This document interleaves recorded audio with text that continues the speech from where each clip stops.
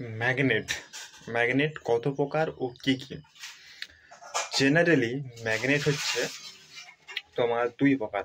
একটা হচ্ছে natural magnet বা প্রাকৃতিক চুম্বক, আর একটা হচ্ছে আর্টিফিশিয়াল ম্যাগনেট বা কৃত্রিম চুম্বক।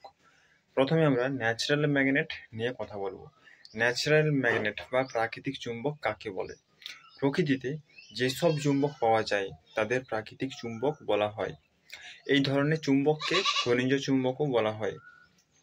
গ্রিক দেশের ম্যাগনেসিয়া নামক অঞ্চলে এই ধরনের প্রচুর পাথর পাওয়া যায়।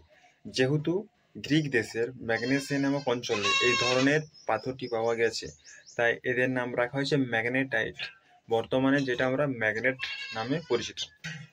তো এই যে পাথরটি পাওয়া গিয়েছিল, ঠিক আছে, এর কি কি গুণ লক্ষ্য করতে পারা গিয়েছিল বা ধর্ম, এটাকে চুম্বকের ধর্ম বলা হয় দুটি। এক নম্বর হচ্ছে আকর্ষণী ধর্ম। চুম্বকের আকর্ষণ ধর্ম আছে বলে চুম্বক লোহা, নিকেল, কোবাল্ট প্রভৃতি ধাতুকে আকর্ষণ করতে পারে। 2 নম্বর হচ্ছে দিক নির্দেশক ধর্ম। মানে কোনো চুম্বকের মাঝখানে সুতো দিয়ে বেঁধে ঝুলিয়ে দিলে চুম্বকটি উত্তর দক্ষিণ মুখ করে স্থির হয়ে যায়। চুম্বকের এই ধর্মটিকে দিক নির্দেশক ধর্ম বলা হয়। আর প্রাকৃতিক চুম্বক, এই চুম্বক বাজারে কিনতে পাওয়া যায় না, এরা নির্দিষ্ট আকারের হয় না এবং এদের শক্তিও বেশি হয় না। আর প্রাকৃতিক চুম্বকের উদাহরণগুলি হচ্ছে তোমার লোডস্টোন, দিগদর্শন, প্রদর্শন, প্রস্তর, এগুলো সবই হচ্ছে প্রাকৃতিক চুম্বকের উদাহরণ। তারপরে যাচ্ছে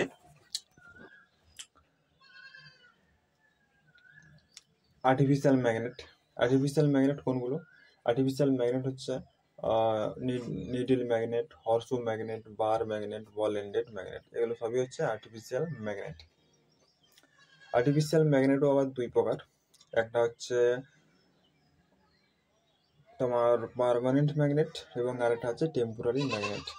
পার্মানেন্ট ম্যাগনেট হচ্ছে যেগুলো মানুষ বানিয়েছে নিজেদের প্রয়োজন মতো, ঠিক আছে, কোনখানে যেরকম প্রয়োজন সেরকম মানুষ নিজেদের প্রয়োজন মতো সেগুলো বানিয়েছে, সেগুলো হচ্ছে পার্মানেন্ট ম্যাগনেট। যেমন needle magnet, horseshoe magnet, bar magnet, ball ended magnet, এগুলো সবই হচ্ছে পার্মানেন্ট ম্যাগনেট। টেম্পোরারি ম্যাগনেটের থেকে কিন্তু পার্মানেন্ট ম্যাগনেটের শক্তি অনেক বেশি হয়। তারপরে হচ্ছে টেম্পোরারি ম্যাগনেট অর ইলেকট্রোম্যাগনেট, যেটা ইলেকট্রিসিটির মাধ্যমে ম্যাগনেটাইজ করা হয়। আবার যখন ইলেকট্রিসিটি বন্ধ করে দেওয়া হয় তখন সেটা ডিম্যাগনেটাইজ হয়ে যায়, তখন তার ম্যাগনেটাইজ প্রপার্টি আর থাকে না। মানে যখন সেটাতে আমি ইলেকট্রিসিটি দিচ্ছি সেটা তখন ম্যাগনেট রূপে কাজ করছে, আবার যখন ইলেকট্রিসিটি বন্ধ করে দিচ্ছি তখন সেটা ডিম্যাগনেটাইজ হয়ে যাচ্ছে, তখন তার ম্যাগনেটাইজ প্রপার্টি আর থাকছে না। আমাদের পৃথিবীতে যত রকম পদার্থ আছে সবগুলোকে তিনটে ভাগে তাদের ম্যাগনেটিজম প্রপার্টি অনুযায়ী ভাগ করা হয়েছে। এক নম্বর হচ্ছে ফেরোম্যাগনেটিক সাবস্টেন্স। ফেরোম্যাগনেটিক সাবস্টেন্স সেইগুলো যেগুলো খুব স্ট্রংলি আকর্ষিত হয়, সেগুলোকে ফেরোম্যাগনেটিক সাবস্টেন্স বলে। যেমন হচ্ছে লোহা, নিকেল, কোবাল্ট, এগুলো চুম্বকের সাথে খুব স্ট্রংলি আকর্ষিত হয়।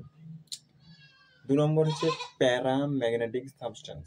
প্যারাম্যাগনেটিক সাবস্টেন্স সেগুলো যেগুলো খুব স্লাইটলি বা খুব হালকাভাবে ম্যাগনেটাইজ হয়, সেগুলোকে প্যারাম্যাগনেটিক সাবস্টেন্স বলে।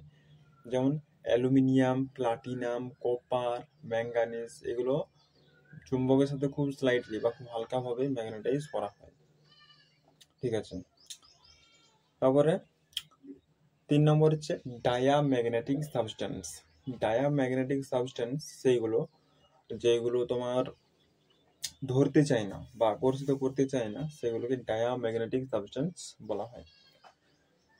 যেমন হচ্ছে bismuth, sulphur, graphite, glass, paper, wood, এগুলো সবই হচ্ছে ডায়াম্যাগনেটিক সাবস্টেন্সের উদাহরণ। এগুলো খুব মানে ধরতেই চায় না, ঠিক আছে। তার মধ্যে তার মানে এই নয় যে এর মধ্যে চুম্বকত্ব নাই, চুম্বকত্ব আছে কিন্তু খুব কম পরিমাণে আছে, ঠিক আছে। এখানে আরেকটা জিনিস মনে রাখতে হবে, সেটা হচ্ছে ওয়াটার। ওয়াটার হচ্ছে ডায়াম্যাগনেটিক সাবস্টেন্সের উদাহরণ, আর এয়ার হচ্ছে প্যারাম্যাগনেটিক সাবস্টেন্সের উদাহরণ। আশা করতে পারছি যে ম্যাগনেট কত প্রকার এবং কি কি এটা তোমরা খুব ভালোভাবে বুঝতে পেরেছ। আর যদি না বুঝতে পেরে থাকো তাহলে আরেকবার প্রথম দিকে দেখো, অবশ্যই বুঝতে পারবে। ধন্যবাদ।